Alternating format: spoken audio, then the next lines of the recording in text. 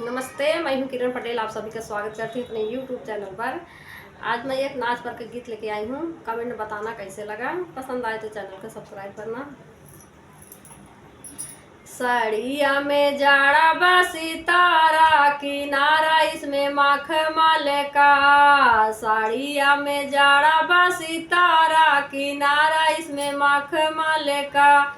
साड़िया पहिरी माई बागों में गाइले, साड़िया पहिरी माई बागों में गाइले।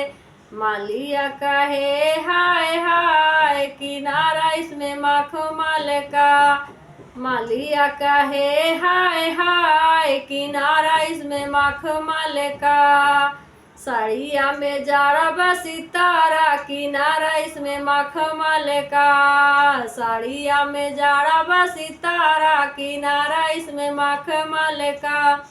साड़िया पहिरी माई कुआनों पे गाइले, साड़िया पहिरी माई कुआनों पे गाइले। कहरा कहे हाय हाय, किनारा उसमें मखमल का।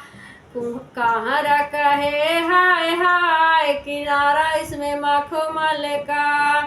साड़िया में जाड़ा बा सितारा, किनारा उसमें मखमल का। साड़िया में जाड़ा बा सितारा, किनारा उसमें मखमल का।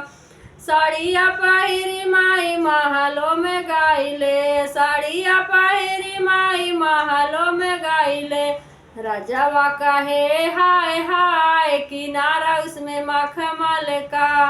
राजावा कहे हाय हाय, किनारा इसमें मखमल का। साड़िया में जाड़ा बा सितारा, किनारा उसमें मखमल का। साड़िया में जाड़ा बा सितारा, किनारा उसमें मखमल का। साड़िया पहिरी माई सड़कों पे गाइले, साड़िया पहिरी माई सड़कों पे गाइले। रहिया कहे हाय हाय, किनारा इसमें मखमल का। रहिया कहे हाय हाय, किनारा इसमें मखमल का। साड़िया में जाड़ा बा सितारा, किनारा इसमें मखमल का। साड़िया में जाड़ा बा सितारा, किनारा इसमें मखमल का।